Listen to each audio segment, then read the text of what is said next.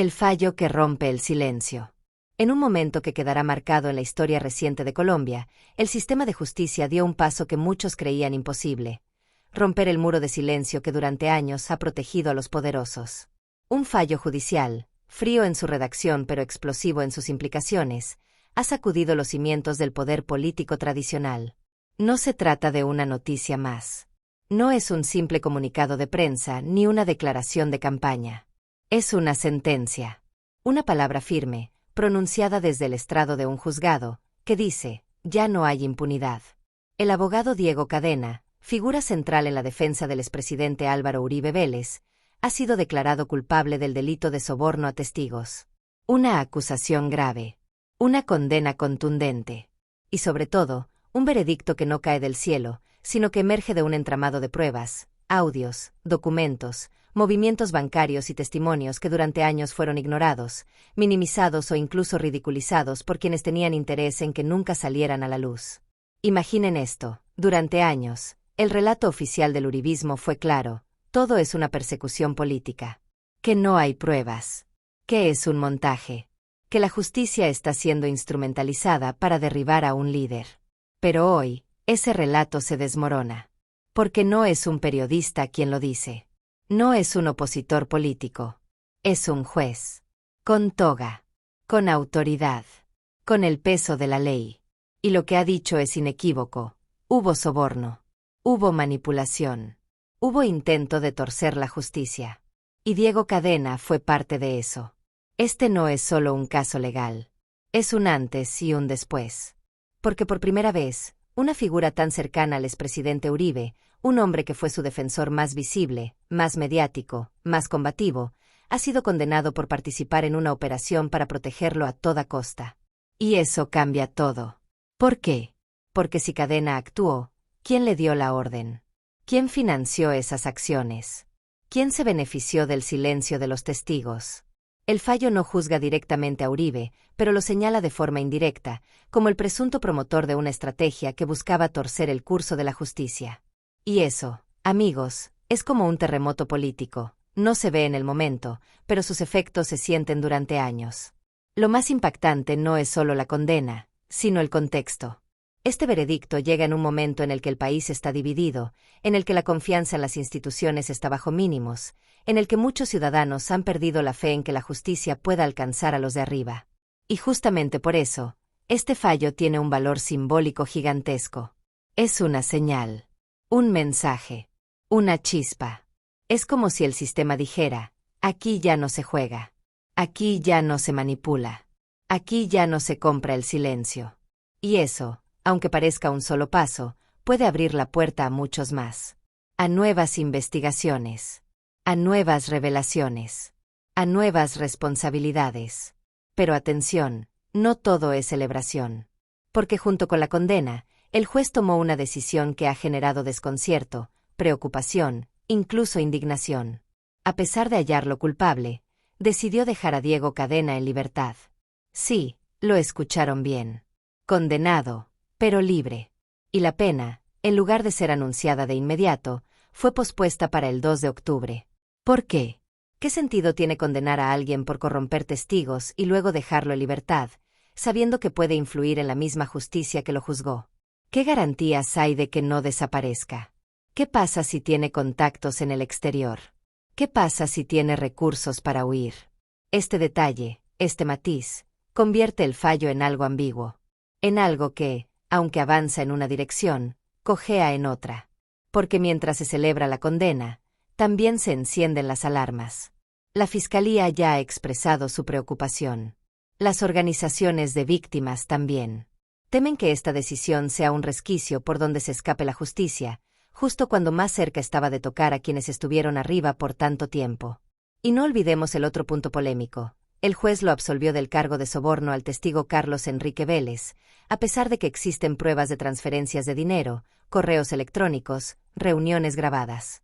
¿Cómo se explica eso? ¿Fue un error técnico? ¿Una presión externa? ¿Una estrategia para suavizar el impacto del fallo? Todas estas preguntas flotan en el aire. Y no son preguntas menores. Son preguntas que tocan el corazón del sistema judicial. Porque si la justicia no es coherente, si aplica con fuerza en un lado y se relaja en otro, la gente pierde confianza. Y cuando la gente pierde confianza, el Estado se debilita. Pero aún con todas las dudas, con todos los interrogantes, este fallo es un hito. Es la primera vez que un hombre tan cercano a Uribe cae por actos de corrupción procesal. Es la primera vez que se reconoce, de forma oficial, que hubo una operación para manipular la justicia en favor de una figura de poder. Y eso, por sí solo, es revolucionario. Este caso no es solo sobre Diego Cadena. Es sobre el sistema. Es sobre el poder. Es sobre quién manda en este país. ¿Los jueces? ¿Los abogados? ¿Los testigos? ¿O los que desde las sombras mueven los hilos, compran voluntades y creen que nunca serán alcanzados? Noticias Mundo Viral CM les cuenta esto no para generar odio, ni para polarizar, sino para que ustedes, ciudadanos, tengan la información completa. Para que puedan juzgar con criterio. Para que no se dejen llevar por titulares sensacionalistas ni por discursos de odio. Porque la verdad, cuando se cuenta con claridad, tiene el poder de transformar. Y por eso, hoy, más que nunca, los invitamos a participar. ¿Qué opinan de este fallo? ¿Creen que fue justo? ¿Piensan que dejar a Cadena en libertad fue un error? ¿Creen que esto puede abrir la puerta a que el expresidente Uribe enfrente un proceso más profundo? Déjenlo en los comentarios. Escriban. Debatan. Compartan. Porque este no es un tema para callar. Es un tema para hablarlo alto, fuerte y claro. Porque cuando el pueblo habla, el poder escucha. La verdad no se esconde. Se expande. Y nosotros seguiremos llevándola hasta ustedes. El colapso de una estrategia de defensa. Hasta hace solo unos días, el mundo que rodea al expresidente Álvaro Uribe Vélez contaba con una esperanza. Una carta de emergencia. Un plan de rescate. Una narrativa que, si se ejecutaba con éxito, podría haber cambiado el rumbo de su futuro jurídico y político. Ese plan tenía nombre y apellido: la absolución de Diego Cadena. Durante años, la defensa de Uribe no se basó únicamente en argumentos legales, sino en una poderosa estrategia de comunicación, política y judicial que giraba en torno a un eje central: todo es un montaje. Un complot orquestado por la izquierda, por fiscales ambiciosos, por jueces sesgados, por medios de comunicación críticos. Un relato que repetía una y otra vez que no existían pruebas, que las acusaciones eran producto de la venganza, que se trataba de una persecución política sin fundamento alguno. Y en medio de ese escenario, Diego Cadena no era solo un abogado. Era mucho más. Era el rostro visible de esa defensa. El portavoz. El estratega mediático. El gladiador que salía a combatir en cada entrevista, en cada programa de televisión, en cada rueda de prensa, con una actitud desafiante, segura, a veces incluso arrogante. Él era quien sostenía con firmeza el escudo que protegía al expresidente. Él era quien decía: no hay pruebas, no hay delito, esto es una farsa. Pero ahora, ese escudo ha sido destrozado.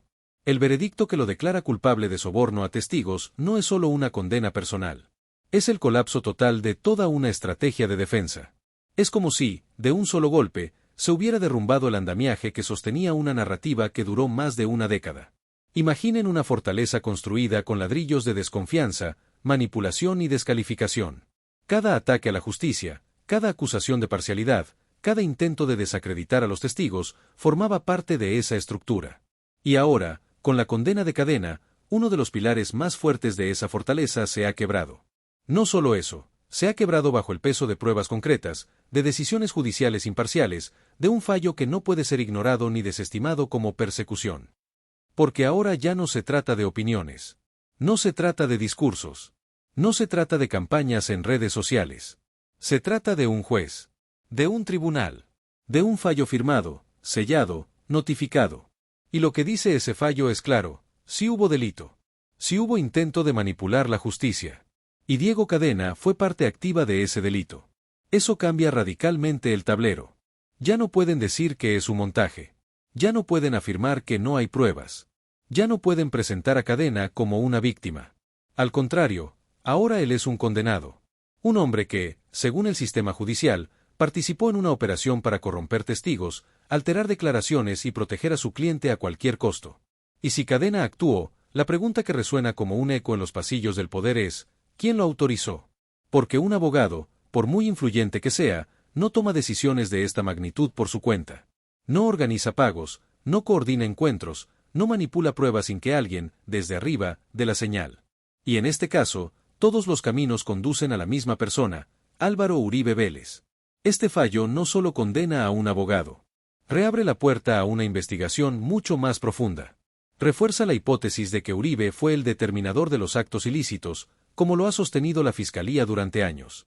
Y aunque no haya sido juzgado directamente en este proceso, el peso de la responsabilidad moral, política y ahora también judicial, cae con más fuerza que nunca sobre sus hombros. Los abogados que hoy lo representan se encuentran en una situación sin precedentes. Su margen de maniobra se ha reducido drásticamente. Ya no pueden negar la existencia de una red de corrupción procesal. Ya no pueden descalificar a los testigos como mentirosos o chantajistas, porque ahora uno de sus propios defensores ha sido hallado culpable de sobornarlos. Ya no pueden hablar de persecución política sin sonar ridículos ante un fallo que se basa en pruebas concretas, no en ideología. Lo que antes era una muralla de desinformación, ahora es un escombro. Y en medio de ese escombro, la figura de Uribe queda expuesta como nunca antes. No como el líder intocable, el caudillo invencible, el hombre que siempre salía ileso de las tormentas. Ahora aparece como un político cuya defensa se basó, en gran parte, en mecanismos ilegales. Un hombre cuyo entorno cercano participó en actos que atentan directamente contra el Estado de Derecho. Y esto no solo afecta a Uribe. Afecta a todo un movimiento político. El Centro Democrático, el partido que él fundó y que ha sido la columna vertebral de la derecha colombiana durante más de una década, ahora enfrenta una crisis de legitimidad. ¿Cómo defender la legalidad si uno de sus principales defensores ha sido condenado por corromper la justicia? ¿Cómo exigir transparencia si su estrategia se basó en ocultar la verdad? Este colapso no es solo legal. Es simbólico. Es moral. Es político. Y sus efectos se extenderán mucho más allá del juzgado. Porque cuando cae un pilar tan importante de una narrativa, todo el edificio empieza a temblar. Las bases se agrietan. La confianza se desvanece. Y el pueblo, que durante años escuchó una versión de los hechos, ahora tiene ante sus ojos una verdad distinta. Una verdad que no viene de un periodista, ni de un adversario político, sino de un juez con autoridad para decidir. Pero aún hay más. Este fallo también abre una brecha en la percepción pública. Durante años, muchos colombianos dudaron. No porque creyeran ciegamente en Uribe, sino porque no veían pruebas concretas. Porque no había condenas. Porque todo parecía quedar en denuncias, audios filtrados, sospechas. Pero ahora, por primera vez, hay una sentencia. Hay un culpable. Hay un hecho judicial que no se puede borrar con un tuit, con un discurso, con una campaña de desinformación. Y eso, amigos, es un punto de inflexión. Porque cuando la justicia actúa, aunque sea lentamente, aunque sea con vacilaciones, aunque deje preguntas sin resolver, envía un mensaje: el poder no es eterno. La impunidad no es garantizada. Y tarde o temprano, las cuentas se cobran. Noticias Mundo Viral CM les cuenta esto con detalle, sin sensacionalismo, sin odio, pero con la firmeza que exige la verdad. Porque ustedes tienen derecho a entender lo que está pasando. No solo el qué, sino el por qué. No solo el fallo, sino sus consecuencias. No solo la condena, sino el terremoto que genera en el corazón del poder. Y por eso, una vez más, les pedimos, no se vayan. Quédense. Participen. ¿Qué opinan de este colapso en la defensa de Uribe? ¿Creen que este fallo puede abrir la puerta a una condena directa contra el expresidente? ¿Piensan que el Centro Democrático podrá recuperarse de este golpe? Déjenlo en los comentarios. Escriban con respeto, con pensamiento crítico, con valentía. Porque en medio del ruido, las voces claras son las que más importan. Y si aún no lo han hecho, suscríbanse a Noticias Mundo Viral CM, activen la campanita. Porque esto no termina aquí. Esta es solo la segunda entrega de una historia que sigue escribiéndose. Y ustedes deben estar presentes cuando el próximo capítulo se revele. Porque la justicia, aunque lenta, no se detiene. Y nosotros tampoco. Una decisión controvertida. Libertad bajo condiciones. En el sistema de justicia, cada decisión judicial no es solo una aplicación de la ley. Es un mensaje, un símbolo, una señal sobre qué tipo de sociedad se está construyendo. Y en ese sentido, la decisión del juez de dejar en libertad a Diego Cadena, pese a haberlo declarado culpable de soborno a testigos, no es simplemente una medida procesal. Es una bomba de tiempo. Un acto que despierta dudas, indignación, Preguntas sin respuesta y una profunda incertidumbre sobre el rumbo que está tomando un caso que ya de por sí es uno de los más sensibles, mediáticos y políticamente explosivos de la historia reciente de Colombia. Imaginen la escena: un hombre, condenado formalmente por un delito grave que atenta directamente contra la integridad del sistema judicial, se levanta de su silla, recoge sus papeles, saluda a sus abogados y, sin esposas, sin custodia, sin medida de aseguramiento, simplemente camina hacia la salida del juzgado. Libre. No por falta de pruebas. No por dudas razonables. No por errores en el proceso. Sino tras una condena firme, con pruebas contundentes, con un fallo que reconoce su responsabilidad penal. ¿Cómo es posible? Esta decisión, tomada por el juez encargado del caso, ha generado un terremoto en múltiples frentes. Entre fiscales, entre víctimas, entre expertos en derecho penal, entre organizaciones de derechos humanos y, por supuesto, entre la opinión pública. Porque más allá de lo técnico, lo que está en juego aquí es la percepción de que la justicia es igual para todos. Y cuando se deja en libertad a un condenado por corromper testigos, mientras miles de personas cometen delitos menores y permanecen en prisión preventiva, el mensaje que se envía es devastador. Para algunos, la ley se aplica. Para otros, se adapta. La justificación oficial del juez fue que, debido a la naturaleza del delito y al perfil del imputado, abogado, sin antecedentes penales, con arraigo social y profesional, no existía riesgo de fuga ni de obstrucción a la justicia. Además, se argumentó que, como la pena aún no ha sido determinada, Cadena tiene derecho a permanecer en libertad mientras se define su sanción, cuya lectura fue pospuesta para el 2 de octubre. Pero esta explicación, por muy técnica que suene, choca frontalmente con la realidad del caso. Porque no estamos hablando de un delito común. No es un caso de hurto, de tráfico de influencias menor o de negligencia. Estamos frente a un delito de fraude procesal, uno de los más graves que puede cometerse dentro de un sistema de justicia, porque ataca directamente su esencia, la búsqueda de la verdad. Sobornar testigos no es solo un crimen. Es una traición al sistema. Es un intento de torcer la balanza de la justicia, de manipular la realidad, de proteger a poderosos a costa de la verdad. Y cuando quien comete ese delito es precisamente uno de los principales operadores jurídicos de una figura de alto perfil como Álvaro Uribe, las sospechas no solo son válidas, sino inevitables.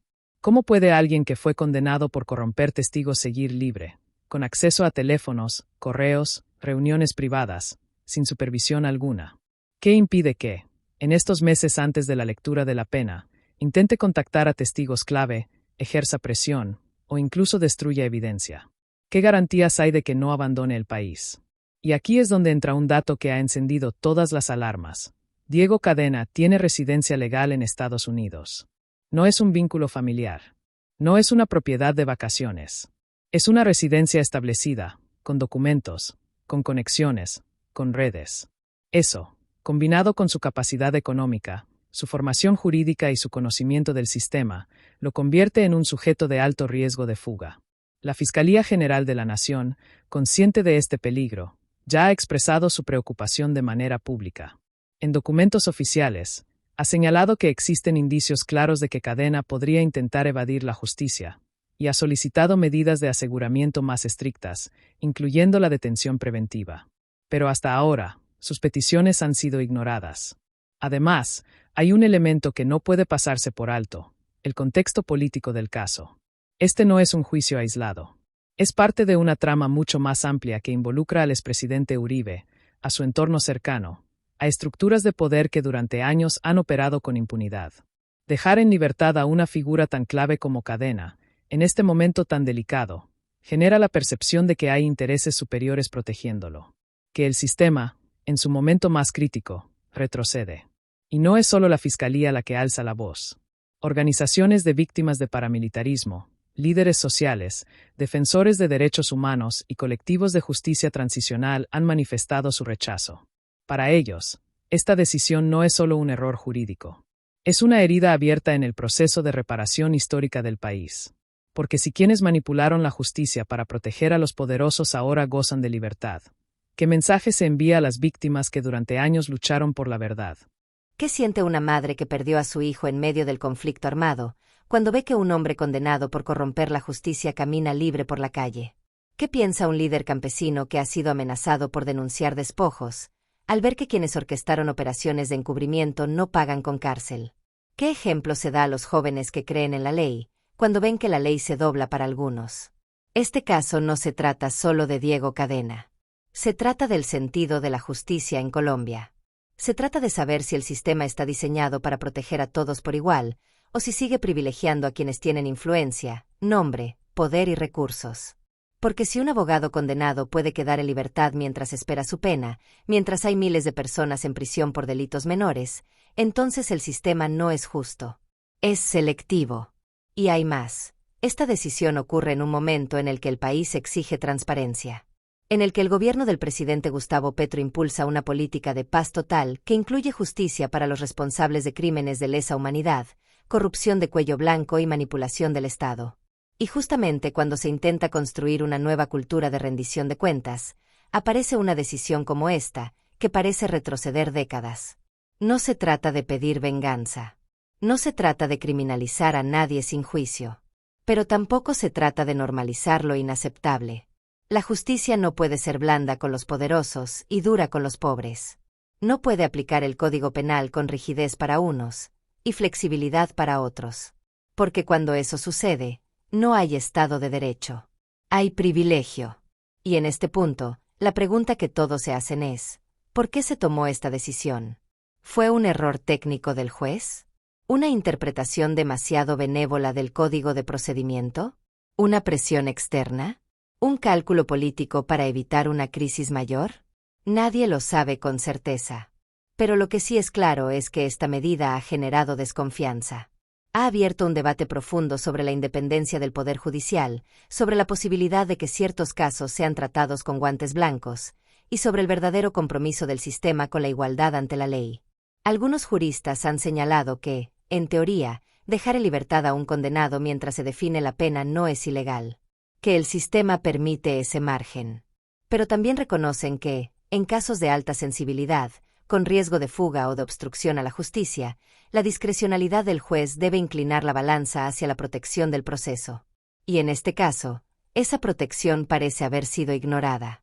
Peor aún, esta decisión se dio en paralelo a la absolución de Cadena por el soborno al testigo Carlos Enrique Vélez, a pesar de pruebas documentales de pagos y contactos.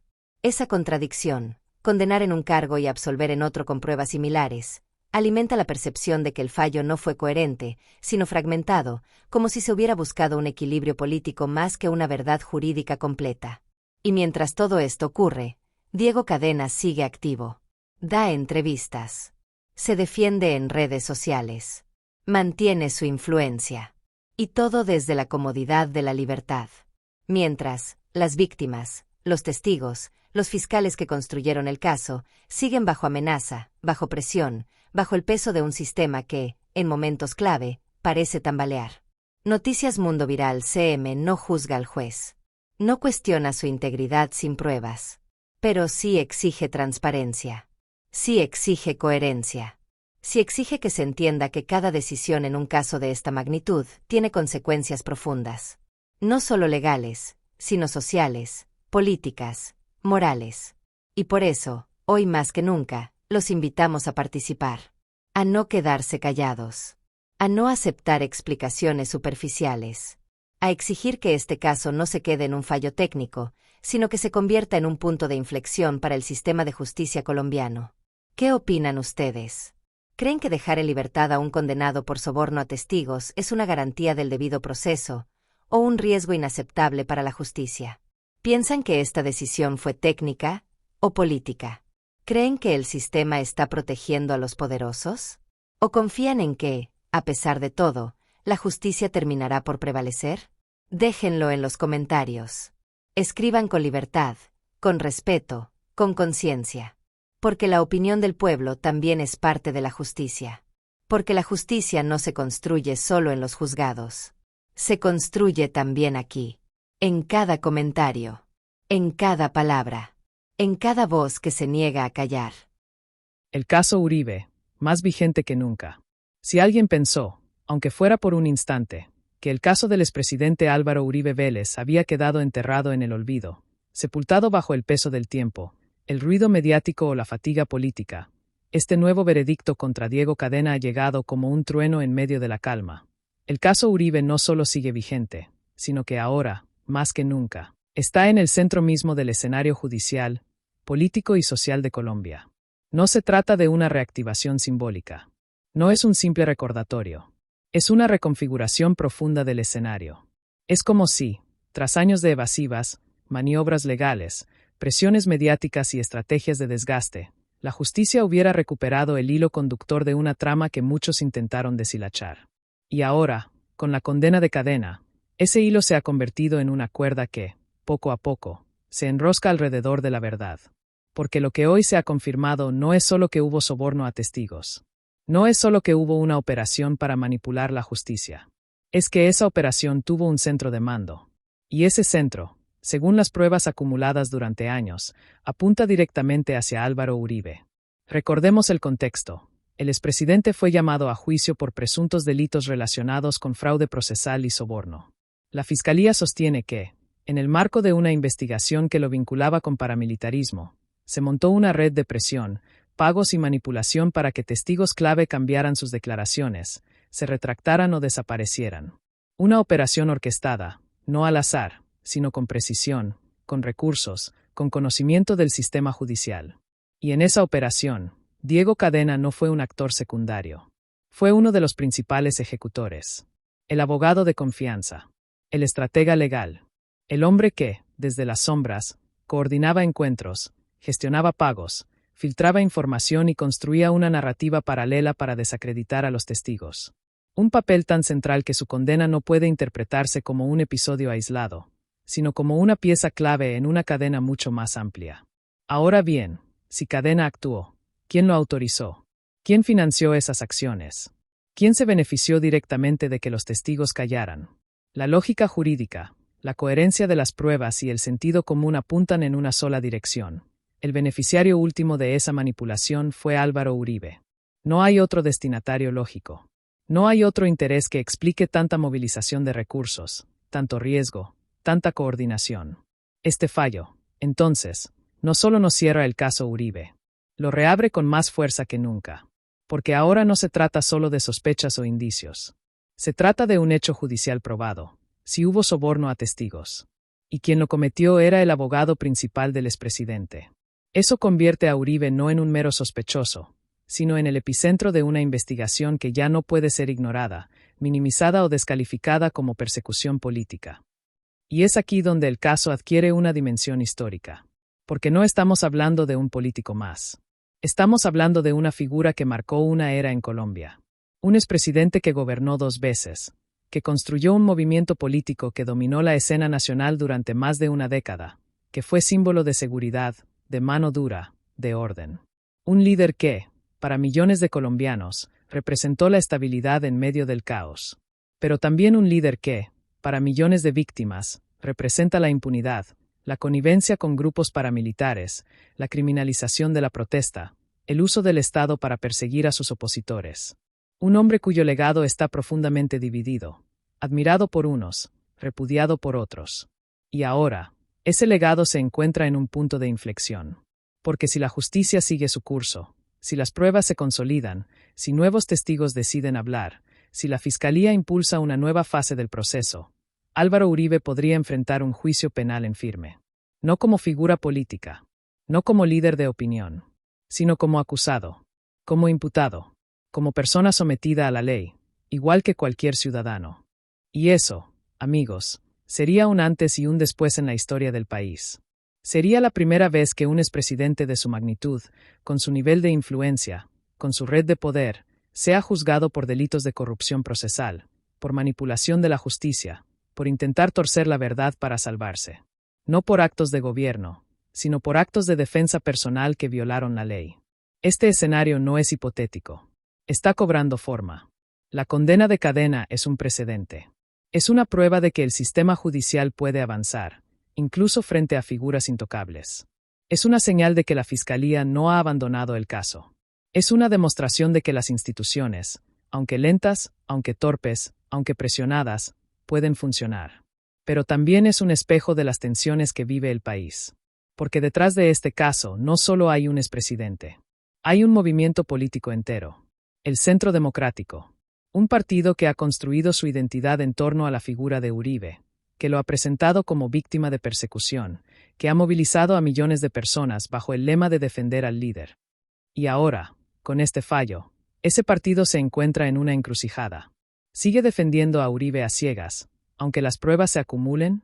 ¿O reconoce que hay actos que deben ser juzgados con independencia, sin importar quién esté involucrado? La respuesta que dé el Centro Democrático no solo definirá su futuro político, sino también su credibilidad institucional.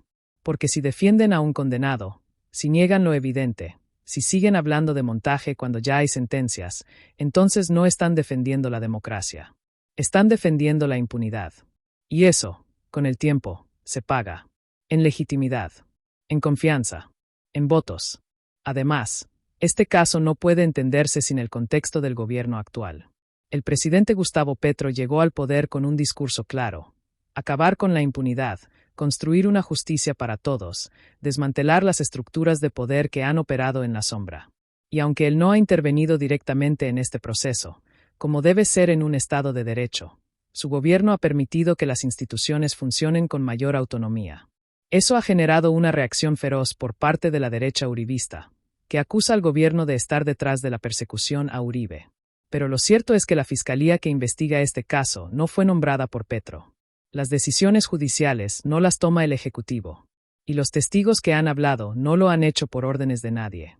Lo han hecho porque, después de años de silencio, sienten que por fin hay condiciones para decir la verdad. Y esa verdad, poco a poco, va saliendo a la luz. No en forma de titulares sensacionalistas, sino en documentos, audios, transferencias bancarias, declaraciones juradas, fallos judiciales. Pieza por pieza, el rompecabezas se completa. Y en el centro, siempre, la figura de Uribe. Pero hay algo más profundo en juego. Este caso no es solo sobre un hombre. Es sobre un modelo. Sobre un sistema de poder que durante décadas operó con la certeza de que algunos estaban por encima de la ley. Sobre una cultura política en la que el clientelismo, la impunidad, la manipulación mediática y el uso del Estado para beneficio personal eran prácticas normales. Y ahora, con este fallo, ese modelo empieza a mostrar sus grietas.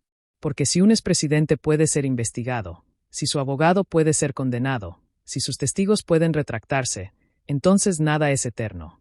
Nadie es intocable. Este es el verdadero significado del caso Uribe hoy. No es solo un proceso penal. Es una batalla simbólica por el alma del país. Por saber si Colombia será una nación donde la ley se aplique a todos por igual, o si seguirá siendo un lugar donde los poderosos escapan mientras los débiles pagan. Y en ese sentido, la condena de cadena no es el final. Es el comienzo de una nueva fase. Una fase en la que el expresidente ya no puede hablar desde la impunidad. En la que sus declaraciones ya no son ley. En la que sus defensores ya no pueden decir no hay pruebas, porque ahora sí las hay. Noticias Mundo Viral CM les cuenta esto con detalle, con profundidad, sin atajos. Porque ustedes merecen entender no solo lo que pasó, sino lo que puede pasar. No solo el presente, sino el futuro que se está construyendo. Y por eso, hoy, más que nunca, los invitamos a participar. A no quedarse callados. A no dejar que este caso se diluya en el olvido. ¿Qué opinan? ¿Creen que Álvaro Uribe debe enfrentar un juicio penal? ¿Piensan que la justicia está actuando con independencia o bajo presión? ¿Creen que el Centro Democrático puede sobrevivir sin su líder histórico? ¿O este es el fin de un ciclo político? Déjenlo en los comentarios. Escriban con respeto, con pensamiento crítico, con valentía. Porque la historia no la escriben solo los jueces. La escribimos todos. Con nuestras palabras. Con nuestras decisiones. Con nuestra conciencia. La derecha en crisis de identidad. En los pasillos del poder, en los estudios de televisión, en las redes sociales y en los salones cerrados donde se tejen las estrategias políticas, algo ha cambiado. No es un cambio visible a simple vista, no se manifiesta en elecciones ganadas o en reformas aprobadas, pero está allí, latente, como una grieta profunda que se abre bajo los cimientos de uno de los bloques políticos más influyentes de Colombia, la derecha uribista. Lo que antes se presentaba como un frente unido, coherente, con una narrativa clara y una base social sólida, hoy muestra signos evidentes de una crisis de identidad que va mucho más allá de una derrota electoral o un mal manejo de imagen. Es una crisis estructural, ideológica, existencial. Durante más de 2 décadas, el uribismo construyó un modelo político basado en tres pilares fundamentales: seguridad, orden y estabilidad. Un discurso que resonó con fuerza en una sociedad marcada por el miedo, la violencia y la inseguridad. En medio del conflicto armado, del auge del narcotráfico, del terrorismo y la inestabilidad institucional, Álvaro Uribe Vélez emergió como una figura mesiánica, un líder que prometía mano dura, resultados contundentes y una nación protegida. Y lo logró. Con altos costos humanos, con graves cuestionamientos sobre los vínculos con paramilitares, con políticas que criminalizaron la protesta social, pero también con logros indiscutibles en materia de percepción de seguridad. Ese legado, ese imaginario colectivo, fue el cimiento sobre el cual se construyó un movimiento político que trascendió las elecciones. El Centro Democrático no fue solo un partido. Fue una tribu, una identidad, un estilo de hacer política basado en la confrontación, en la defensa incondicional del líder, en la descalificación del adversario, en la construcción de un nosotros frente a un ellos que incluía a izquierdistas, movimientos sociales, periodistas críticos y cualquier voz que cuestionara el modelo. Pero ahora, ese modelo se tambalea. No por una derrota electoral aislada, ni por una mala encuesta, sino por una acumulación de hechos que han erosionado su legitimidad moral, política y judicial. La condena de Diego Cadena es solo la punta del iceberg. Es el síntoma más visible de un proceso más profundo, el desmoronamiento de la narrativa de impunidad, de invulnerabilidad, de superioridad moral que por años sostuvo al uribismo. Cuando uno de los abogados más cercanos al expresidente, figura pública, estratega mediático, defensor incansable, es hallado culpable de soborno a testigos, no cae solo un hombre. Caen las bases sobre las que se construyó la defensa de Uribe. Se derrumba la idea de que todo es una persecución política. Se desvanece la narrativa de la víctima. Y en su lugar, surge una pregunta incómoda: si Cadena actuó, ¿quién lo autorizó? Y si lo autorizó, ¿dónde queda la inocencia del líder? Este cuestionamiento no se queda en el ámbito judicial. Se traslada al terreno simbólico, a la percepción, a la identidad colectiva de quienes se reconocen en ese movimiento. Porque durante años, los seguidores del uribismo defendieron a su líder no solo por sus políticas, sino por su supuesta integridad, por su cercanía al pueblo, por su supuesta lucha contra la corrupción de la élite tradicional. Pero ahora, esa imagen se ve empañada por un caso que no habla de errores de gobierno, sino de manipulación de la justicia, de corrupción procesal, de intentos de encubrimiento. Y frente a esto, la reacción del uribismo ha sido reveladora. En lugar de asumir una postura de transparencia, de abrir el debate interno, de reconocer errores, ha optado por la única estrategia que conoce: la defensa a ultranza, la victimización, la ofensiva mediática.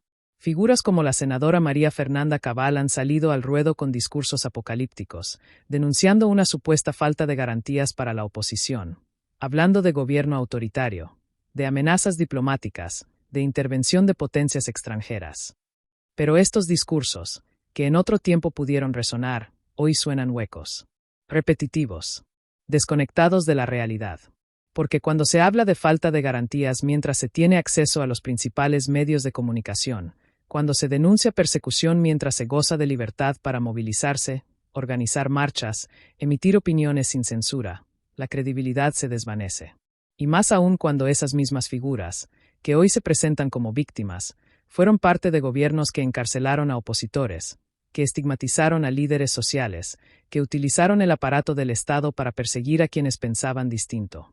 Este doble estándar no pasa desapercibido, y genera una desconexión creciente entre el discurso oficial del uribismo y la percepción que tiene gran parte de la sociedad.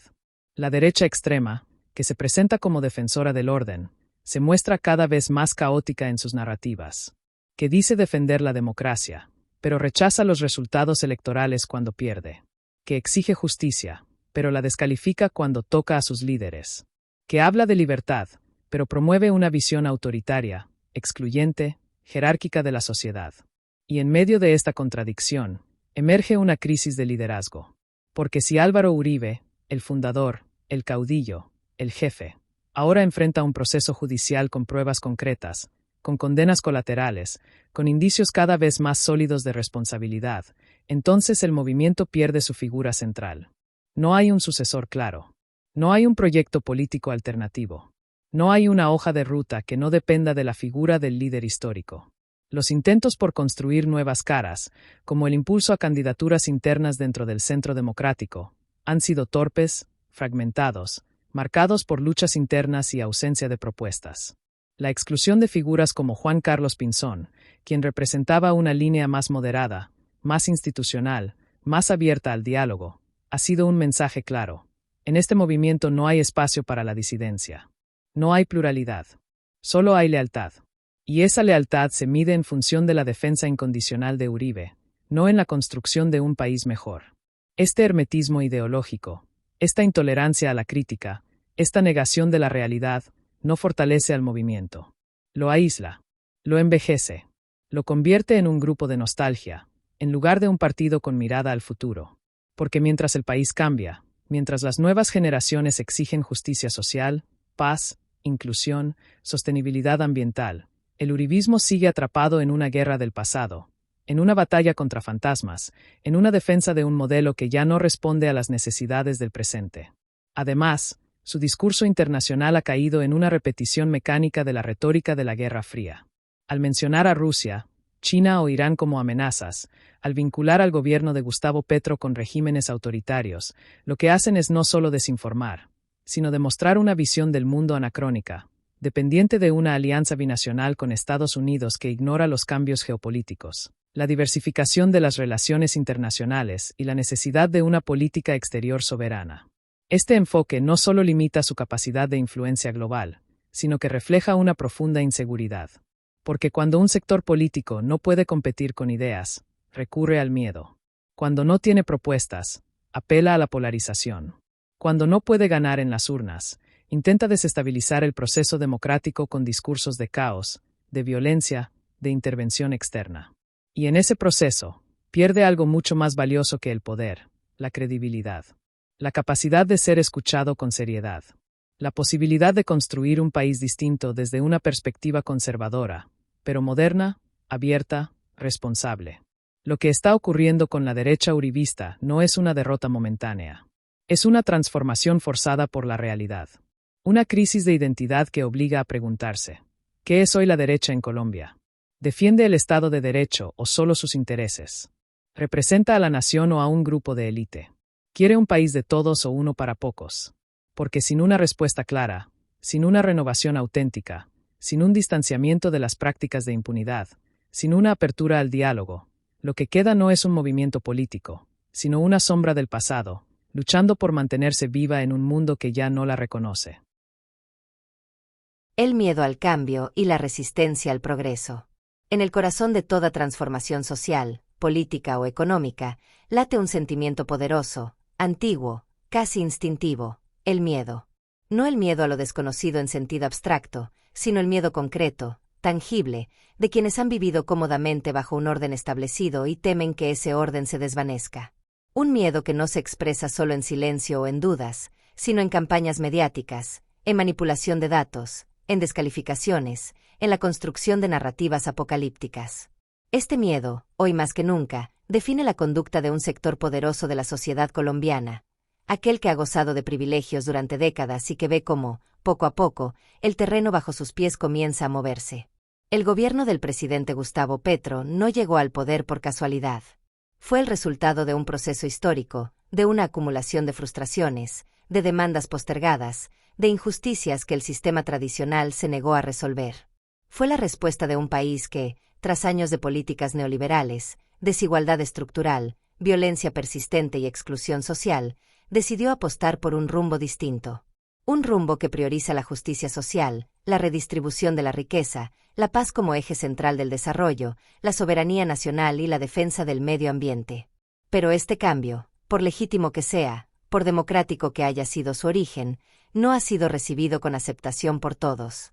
Y no porque sus políticas sean erróneas o inviables, sino porque atacan directamente los intereses de una élite que durante mucho tiempo ha controlado la economía, la política y la narrativa nacional. Y frente a ese ataque, porque así lo perciben, su reacción no ha sido el debate, la propuesta, la competencia de ideas. Ha sido la resistencia. Una resistencia que se manifiesta no como oposición institucional, sino como sabotaje sostenido, como guerra permanente contra el gobierno. Esta resistencia no se limita a las cámaras legislativas ni a los discursos en el Congreso. Se extiende a los medios de comunicación privados, a los centros de opinión financiados por intereses económicos, a las redes sociales, a los editoriales, a los titulares sensacionalistas que anuncian el colapso económico, la catástrofe social, el fin del país. Se trata de una operación de desgaste, meticulosa, constante, que busca erosionar la confianza del pueblo en su propio gobierno, sembrar el pánico, generar una sensación de caos que justifique, en última instancia, un retroceso democrático. Y en el centro de esa operación, el miedo es la herramienta más poderosa. Miedo al empobrecimiento. Miedo a la inseguridad. Miedo a la pérdida de derechos. Miedo a que los pobres tomen el poder. Miedo a que cambie la estructura social. Miedo, sobre todo, a que se invierta la pirámide de privilegios que ha mantenido a unos pocos en la cima mientras millones permanecen en la base. Este miedo no es nuevo. Es una constante histórica en América Latina. Cada vez que un gobierno progresista llega al poder con un mandato de transformación, como ocurrió con Lula en Brasil, con Evo Morales en Bolivia, con Rafael Correa en Ecuador, con el primer gobierno de Michelle Bachelet en Chile, con Hugo Chávez en Venezuela, la derecha reacciona con el mismo guión. Se manipulan cifras, se exageran errores, se ignoran los avances, se criminaliza al líder, se vincula al gobierno con dictaduras, se promueve el descontento social y, en algunos casos, se orquestan golpes blandos o crisis institucionales. En Colombia, ese guión se repite con una precisión casi mecánica. Se afirma que las políticas del gobierno están empobreciendo a quienes decía defender, cuando los datos oficiales muestran lo contrario. Según cifras del Departamento Administrativo Nacional de Estadística, durante los primeros años del gobierno Petro se ha registrado una reducción significativa de la pobreza extrema, especialmente en zonas rurales y periféricas. Programas como Ingreso Solidario, la ampliación del subsidio a pensiones sociales, la gratuidad en la educación superior para estudiantes de bajos recursos, la inversión en salud pública y la reforma agraria han tenido un impacto directo en millones de hogares que durante décadas fueron ignorados. Pero estos avances no se destacan. Se ocultan. Se minimizan. Se presentan como gasto populista o insostenible. Porque el objetivo no es informar, sino deslegitimar. Porque si el pueblo ve que las políticas sociales funcionan, que la redistribución es posible, que el Estado puede ser un instrumento de justicia y no solo de control, entonces el modelo neoliberal pierde su razón de ser. Y ese es el verdadero temor, que el pueblo descubra que otro mundo es posible, que no necesita depender de la caridad de los ricos, que no tiene que aceptar la desigualdad como destino, que puede exigir derechos, no favores, que puede soñar con una Colombia donde la tierra no sea solo para unos pocos, donde la salud no dependa del bolsillo, donde la educación no sea un privilegio, donde la paz no sea solo para los de arriba. Por eso, la derecha no solo combate al gobierno, combate la esperanza, porque la esperanza es peligrosa para quienes viven del miedo. Y cuando un pueblo comienza a creer en sí mismo, cuando deja de pedir permiso para exigir lo que es suyo, cuando entiende que el poder no es algo que se recibe de arriba, sino que se construye desde abajo, entonces el sistema tiembla. Esta resistencia al progreso no se limita al ámbito económico. También se manifiesta en el plano cultural y simbólico. Se ataca la diversidad, la inclusión, los derechos de las comunidades LGBTQI, la participación de mujeres, jóvenes y pueblos indígenas en la política. Se descalifica a quienes no encajan en el modelo tradicional de líder, blanco, hombre, de clase alta, con discurso autoritario. Se rechaza la idea de que la política pueda ser un espacio de transformación, de cuidado, de diálogo. Y en ese rechazo, se revela una profunda crisis de imaginación. Porque la derecha extrema no ofrece una alternativa. Solo ofrece el pasado. Un pasado de mano dura, de represión, de militarización, de alineamiento incondicional con Estados Unidos, de criminalización de la protesta. Un pasado que, lejos de resolver los problemas del país, los profundizó. Que no acabó con el narcotráfico, sino que lo fortaleció. Que no generó desarrollo, sino dependencia. Que no construyó paz, sino más violencia. Pero ese pasado, para muchos, sigue siendo cómodo. Porque en él, los roles están definidos. Los poderosos mandan. Los débiles obedecen.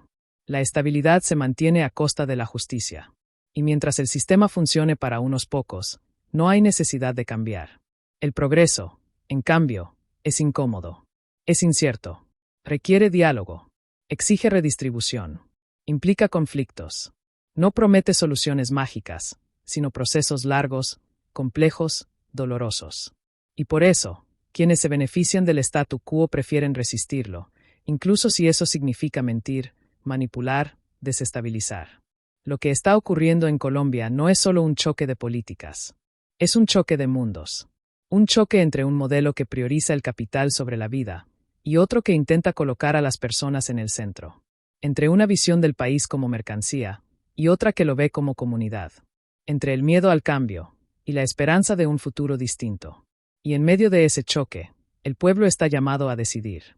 No solo con su voto, sino con su mirada, con su juicio, con su capacidad de discernir entre lo que es verdad y lo que es manipulación. Porque el progreso no avanza solo. Avanza cuando se defiende, cuando se comprende, cuando se protege de quienes, desde el poder, intentan detenerlo con el arma más vieja del mundo, el miedo. La manipulación del pasado y el uso político de la muerte. En la política, pocas cosas son tan sagradas como el duelo. Pocas emociones tan profundas como la pérdida de un ser querido. Y pocas figuras tan intocables como la memoria de quienes han partido.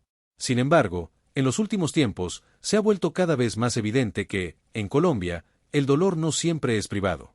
A menudo, es público. Y más grave aún, es instrumentalizado. Transformado en herramienta de poder. Convertido en moneda de cambio en la batalla por la opinión pública. La muerte, que debería ser un momento de reflexión, de unidad, de respeto, se ha convertido, en algunos sectores, en una pieza más del ajedrez político.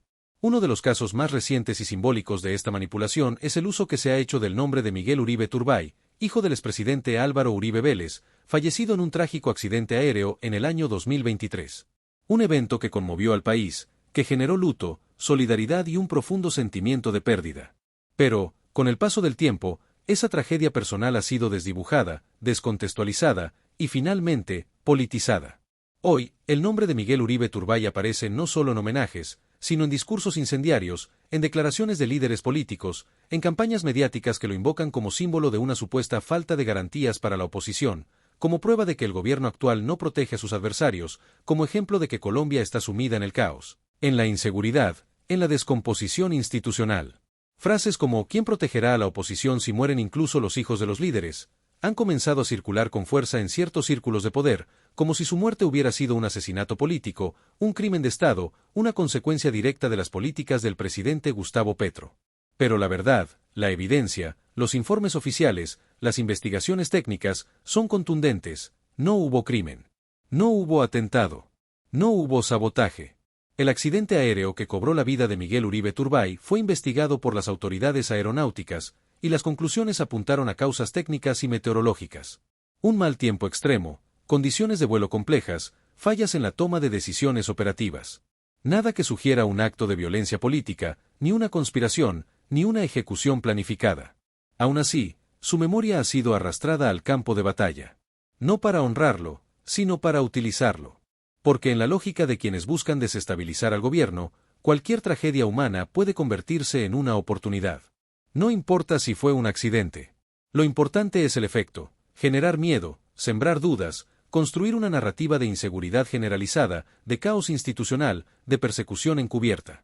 ¿Y qué mejor símbolo que un joven fallecido, hijo de una figura política emblemática, para activar las emociones, para movilizar a las bases, para justificar una escalada retórica contra el gobierno?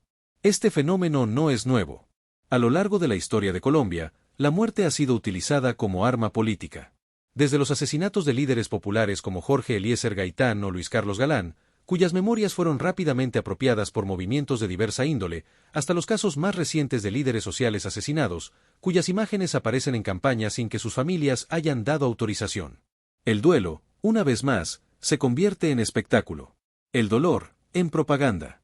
Lo más preocupante no es que se hable de Miguel Uribe Turbay, sino cómo se habla de él. Se le transforma de víctima de un accidente en víctima de un supuesto régimen autoritario. Se le arranca de su contexto humano para convertirlo en mártir de una causa política. Se le niega el derecho a ser recordado como un hombre joven, con sueños, con familia, con una vida interrumpida por una fatalidad, para convertirlo en emblema de una cruzada contra el gobierno. Y en ese proceso, se comete una doble injusticia. La primera, contra su memoria. Porque nadie sabe qué pensaba Miguel Uribe Turbay sobre política, sobre el país, sobre el rumbo que debería tomar Colombia. No dejó declaraciones, no escribió manifiestos, no participó en campañas. Su vida no fue pública. Y aún así, se le atribuye una postura política que nunca expresó. Se le convierte en un símbolo sin su consentimiento.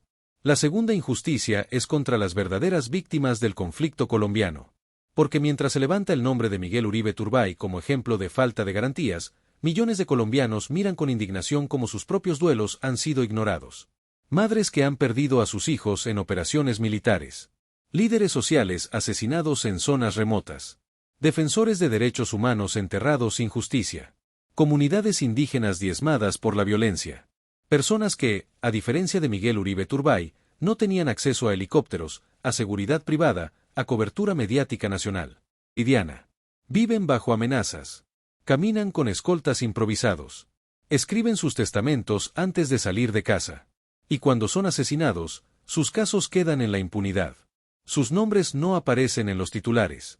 Sus familias no tienen plataformas para hablar. Sus muertes no se convierten en banderas políticas. Porque no sirven al interés de los poderosos.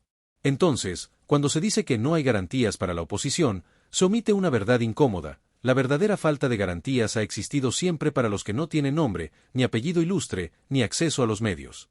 Para los que luchan por la tierra, por el agua, por la dignidad.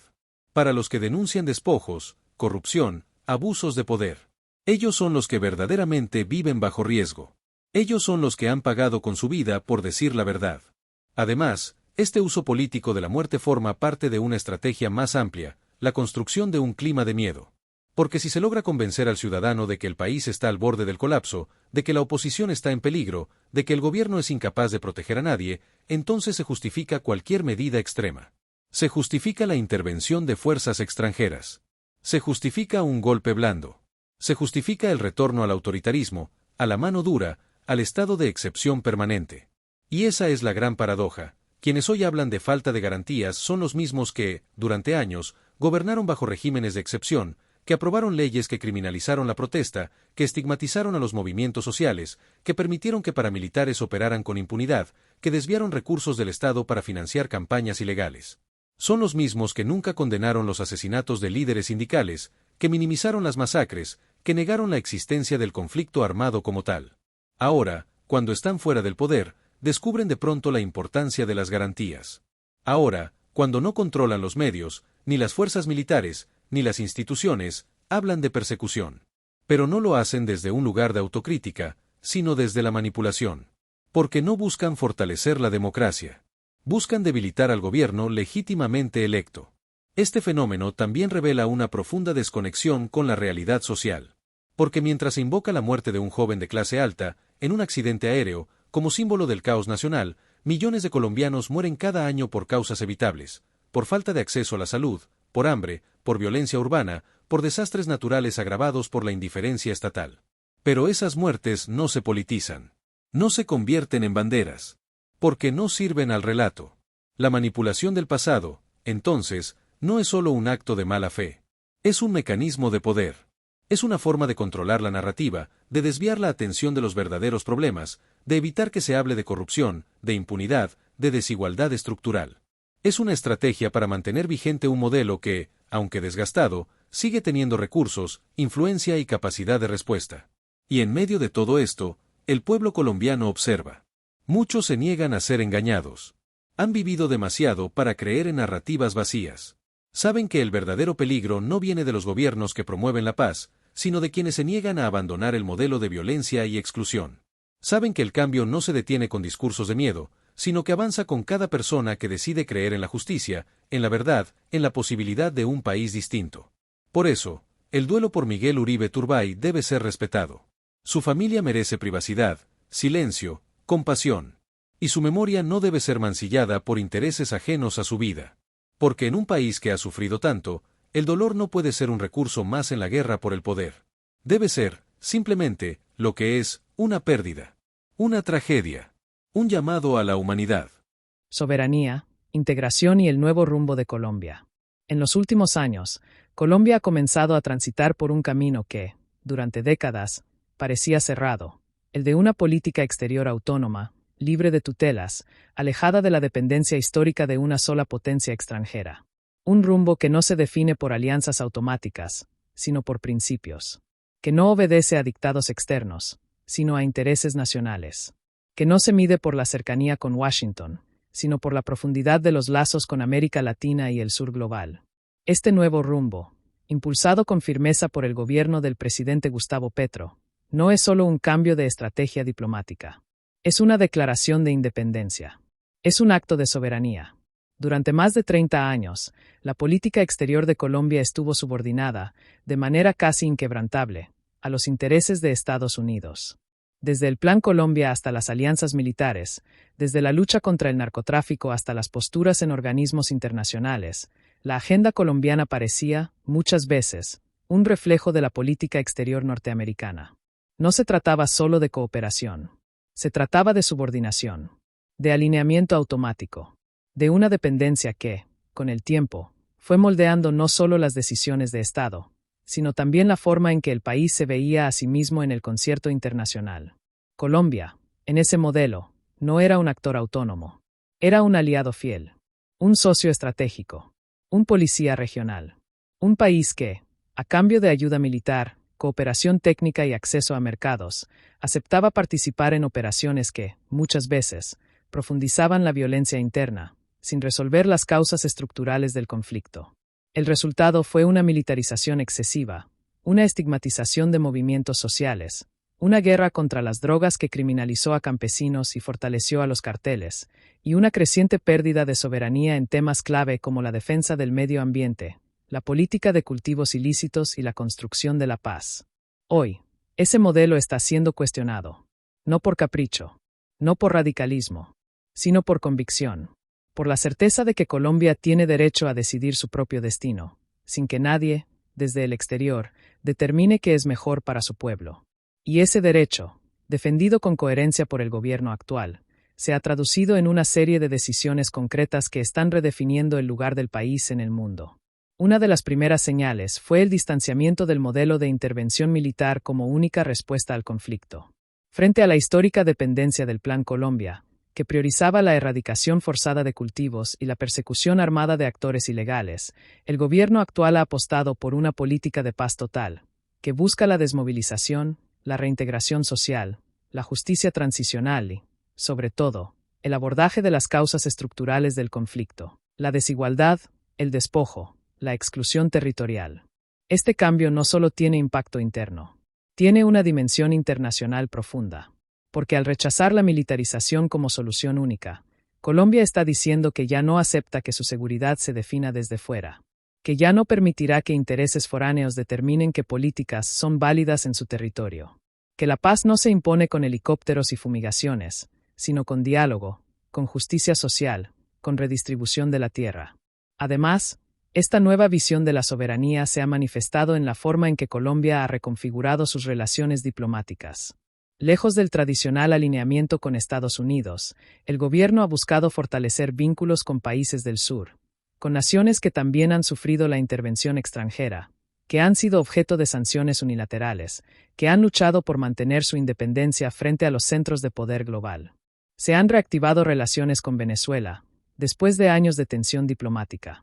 Se ha profundizado la cooperación con Brasil, Argentina, México y Chile, no solo en temas comerciales, sino en asuntos de integración regional, protección del medio ambiente y defensa de los derechos humanos.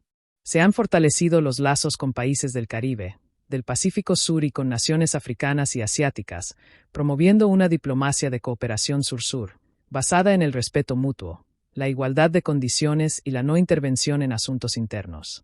Este enfoque no es ingenuo. No niega la existencia de potencias globales. No subestima los riesgos geopolíticos. Pero sí rechaza la lógica del dominio. Rechaza la idea de que Colombia debe elegir entre bloques. Rechaza la noción de que la seguridad nacional depende de una alianza binacional con una sola potencia. Y, sobre todo, rechaza la visión del país como un patio trasero de Estados Unidos, como un territorio de influencia, como un escenario de operaciones militares. En su lugar, se propone una Colombia que habla con todos, que dialoga con quien sea necesario, que defiende sus intereses con argumentos, no con sumisión. Una Colombia que participa en foros internacionales no para repetir consignas ajenas, sino para aportar soluciones propias, basadas en su experiencia, en su historia, en su diversidad. Una Colombia que, por primera vez en mucho tiempo, Tiene una voz propia en el mundo. Este nuevo rumbo también se refleja en la política ambiental. Frente a la histórica permisividad con la explotación de recursos naturales, el gobierno ha asumido compromisos ambiciosos. La protección de la Amazonía, la transición energética, la defensa del agua como derecho fundamental, la oposición a la minería a gran escala en zonas frágiles. Y lo ha hecho no solo con decretos, sino con una diplomacia ambiental activa, posicionando a Colombia como un defensor del planeta, no como un eslabón más en la cadena de explotación. Pero este camino no ha sido fácil. Ha generado resistencia. Una resistencia que no viene solo de sectores internos, sino de actores internacionales que ven con preocupación el alejamiento de Colombia de su órbita tradicional. La derecha extrema, cómoda con el viejo modelo, ha reaccionado con alarmismo. Ha acusado al gobierno de aliarse con dictaduras, de aislar a Colombia, de poner en riesgo la seguridad nacional. Ha invocado a Rusia, China e Irán como amenazas, como si el simple hecho de tener relaciones diplomáticas con esos países fuera un acto de traición. Pero estas acusaciones no resisten el análisis. Porque tener diálogo con distintos actores no significa alinearse con ellos. Porque diversificar las relaciones internacionales no es traición, sino inteligencia estratégica. Porque un país soberano no debe depender de una sola fuente de inversión, de cooperación o de tecnología.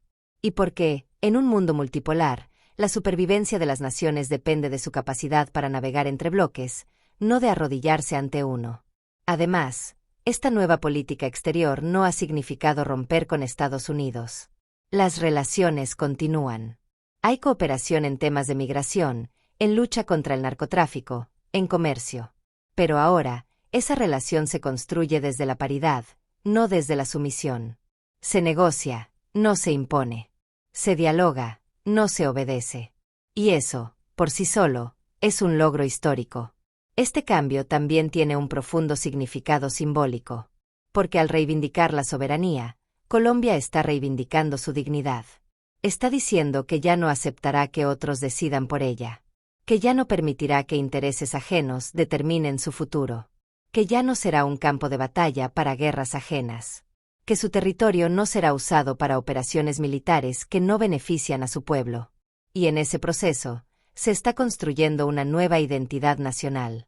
Una identidad que no se basa en el miedo, sino en la esperanza. Que no se define por la confrontación, sino por la cooperación.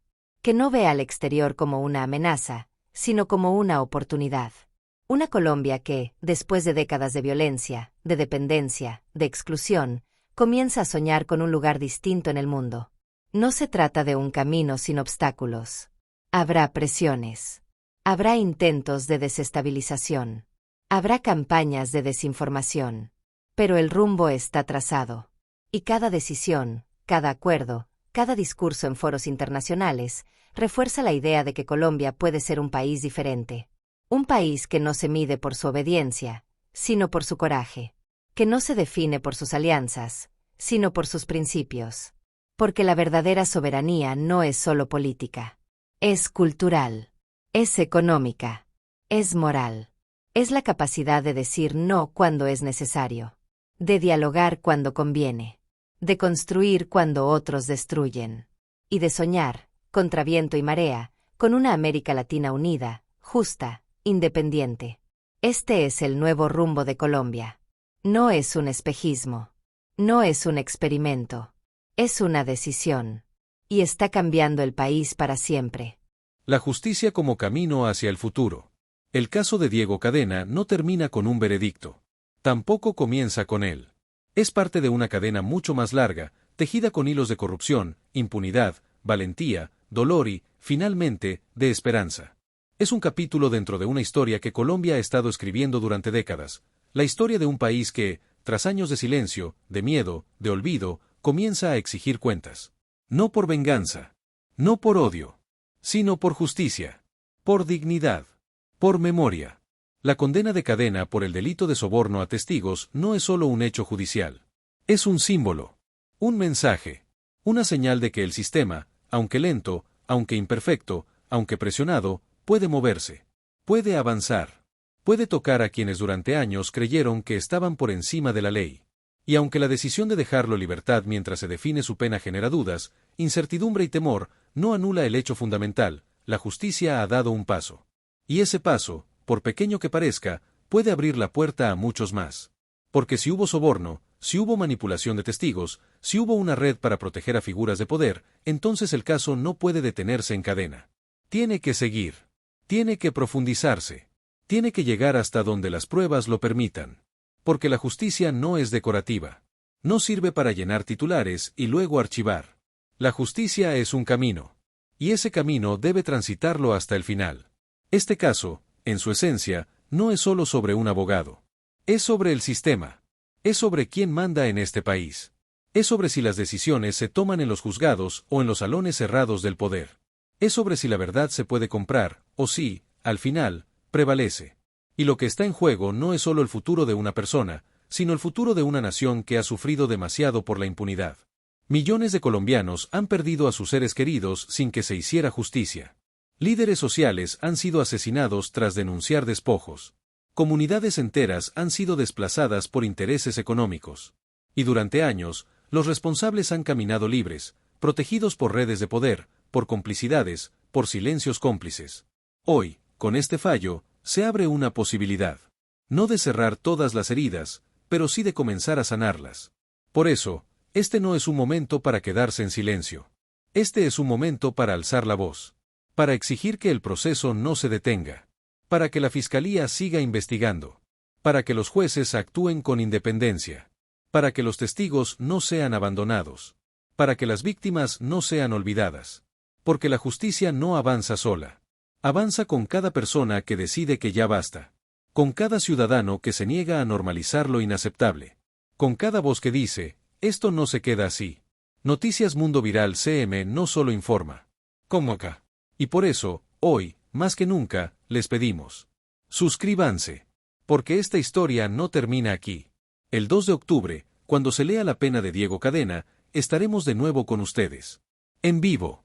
Con análisis, con contexto, con verdad. Y necesitamos que estén presentes. Activen la campanita. No se pierdan nada. Cada actualización, cada decisión judicial, cada movimiento en este caso, será cubierto con profundidad, con rigor, sin sensacionalismo, pero con la firmeza que exige la realidad. Compartan este contenido. No lo guarden solo para ustedes. Envíenlo a sus familiares, a sus amigos, a sus grupos de WhatsApp. Porque la verdad no sirve si solo la conocen unos pocos. La verdad es poder cuando se multiplica. Cuando llega a quienes aún no saben. Cuando rompe el cerco de la desinformación. Y sobre todo, comenten. No se queden callados. Escriban lo que piensan. ¿Creen que este fallo marca un antes y un después? ¿Piensan que la justicia debe ir más allá e investigar directamente al expresidente Uribe? ¿Creen que dejar a Cadena en libertad fue un error? ¿O confían en que el sistema seguirá su curso? Sus comentarios no son solo opiniones. Son parte del debate público. Son parte de la presión social. Son parte de la conciencia colectiva que exige transparencia, igualdad ante la ley y fin de la impunidad. Porque Colombia no puede seguir siendo un país donde unos pagan y otros no. Donde los pobres van a la cárcel por delitos menores, y los poderosos se van de rositas por delitos graves. Donde se manipula la justicia, se corrompen testigos, y luego se habla de persecución política como si fuera una excusa válida.